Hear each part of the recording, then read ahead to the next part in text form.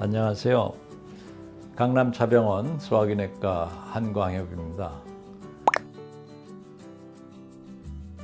간경화의 올바른 명칭은 간경변증인데요. 간염, 음주 등으로 인해서 간세포가 손상되면 간은 새로운 세포를 만들어내서 손상된 조직을 복구하려고 합니다.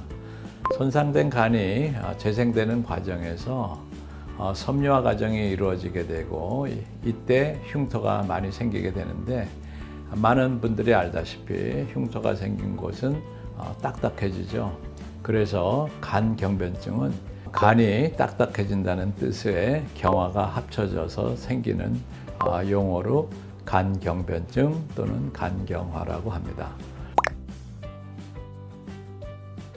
다른 간질환과 마찬가지로 초기에는 증상이 별로 없지만 시간이 갈수록 자주 피로가 느껴진다든지, 입맛이 없고 식욕이 부진하다든지, 메스꺼운 오심, 자꾸 체중이 준다든지, 자꾸 잠이 온다든지 이러한 경우가 있을 수가 있고, 더러는 피부에 보면은 이런 부분에 거미 모양의 붉은 반점이 생길 수 있습니다.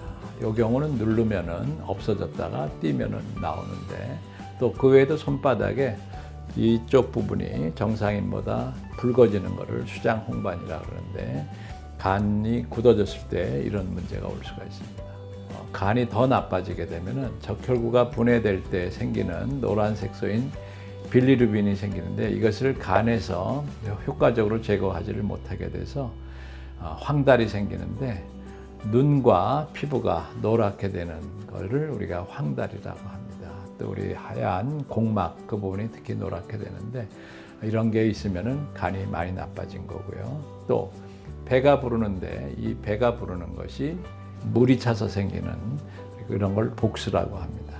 또한 이 복수에는 또 염증이 잘 생길 수가 있는데, 염증이 생기게 되면 열이 나고 배가 아플 수가 있는데, 자발성 세균성 본막염이라고 하는데 매우 위험할 수 있습니다. 이외에도 간이 많이 손상이 되면은 우리 몸에서 생기는 여러 가지 독성 물질을 해독하지 못하기 때문에 기억력이 떨어지고 발음이 부정확해지고 밤낮이 바뀐다든지 수면이 바뀌게 되고, 또 평상시와 다른 성격이 마치 술이 취한 사람 같이 생기는데, 이런 거를 간성혼수 또는 간성뇌증이라고 합니다. 더 심해지면은 완전히 혼수에 빠질 수도 있습니다. 그 외에도 문맥압 항진증에 의해서 식도 혈관이 뭉치게 되는데, 여기가 꽈리처럼 부풀었다가 터지게 되면 피를 토하면서 위험할 수가 있습니다. 이런 걸 식도 정맥류 출혈이라고 하고 있고요. 그 외에도 이제 알부민이 부족해지게 되면은 다리가 붓는다든지 이런 여러 가지 합병증의 증상이 나타날 수 있습니다. 많은 사람들이 이렇게 간이 나빠지는 원인이 대부분 우리나라는 술 때문이라고 생각하는데, 그렇지 않습니다. 물론 술은 간 건강에 안 좋은 영향을 주는 건 맞습니다. 그러나 우리나라 간질환의 가장 큰 원인은 사실은 간의 염증을 일으키는 간염 바이러스에 의한 감염입니다. 실제로 우리나라 국내 간경변증 원인의 70%는 만성 B형 간염 때문이고요. 그 다음으로 두 번째가 만성 C형 간염, 그리고 음주로 인한 알코올성 지방간도 점점 늘어나고 있습니다. 따라서 간경변증을 예방하기 위해서는 무엇보다도 B형 간염, C형 간염에 걸리지 않도록 하는 것이 주의하고, B형 간염 같은 경우는 예방 백신을 맞는 것이 중요하고요. C형 간염은 예방 백신이 없기 때문에 자기가 걸렸는지 확인하는 것이 중요합니다.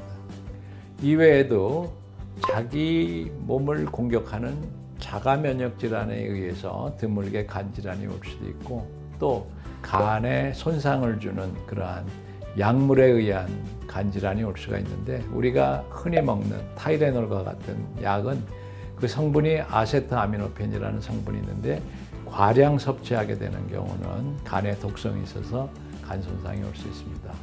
또한 심장이 우렬성 심장 질환이 있을 때도 간이 같이 손상을 받을 수가 있고, 최근에 문제되는 것은 과도한 음식 섭취, 칼로리 섭취가 늘어나고 운동은 부족하게 되면서 비알코올성 지방간이 생기고 있습니다.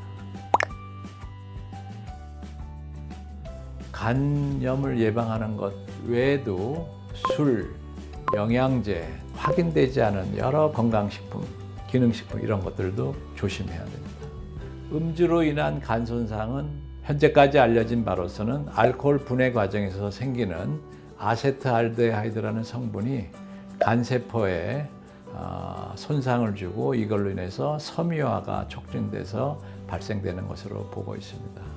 적절한 양의 영양제 또 비타민 복용 등은 간에 도움이 될 수도 있겠지만 너무 과신을 해서 과용을 하거나 또는 잘못된 것을 복용하는 오용을 할 때는 오히려 안 좋은 영향을 가질 수 있습니다. 한 예를 들면은 철분을 과다하게 복용을 했었을 때 어떤 사람의 경우는 그 철분을 해소하지 못해서 간에 철분이 쌓이게 되면서 오히려 간경변증이 유발되는 그런 위험도 있을 수 있습니다. 따라서 간경변증 환자에서 철분이 많이 함유되어 있는 붉은 고기나 간 또는 철분 강화 시리얼 이런 것들을 조심해서 복용해야 되고요. 비타민에서는 지용성 비타민과 수용성 비타민이 있는데 소변으로 잘 빠져나가지 않는 지용성 비타민 A와 D는 간에서 대상되기 때문에 과도하게 섭취했었을 때는 오히려 간에 쌓이게 되면서 간의 독성으로 작용할 수 있기 때문에 주의하기 바랍니다. 몸에 좋다고 여러 가지 약초나 또는 약초를 달인 물, 건강기능 보조식품들을 굉장히 좋아하는 분들이 있습니다. 근데 어떤 식으로 만들어졌는지 또 어떤 과정을 통해서 오는지가 잘 확인되지 않는 것을 복용할 때 오히려 건강에 해가 될 수도 있고, 또 어떤 부분들은 다른 사람에게는 해가 되지 않지만 자기한테는 해가 될 수가 있기 때문에 덮어놓고 간을 위한다고 여러 가지 잘 확인되지 않은 약품이나 식품을 먹는 것은 득보다 해가 될 수 있습니다. 따라서 우리 간 건강을 위해서는 술은 적정량을 마시고 가능하면 음주량을 줄이고, 또 확인되지 않는 약품, 영양제, 건강식품 같은 것을 복용할 때는 늘 주의를 하시고, 필요하면은 자기의 간의 건강 상태에 따라서 자기 담당 전문 의사와 상담을 해서 복용하는 것이 안전할 수 있습니다. 오늘은 간경변증의 증상과 원인에 대해서 알아봤습니다. 다음 시간에는 간경변증 치료법에 대해서 알려드리도록 하겠습니다. 경청하여 주셔서 감사합니다.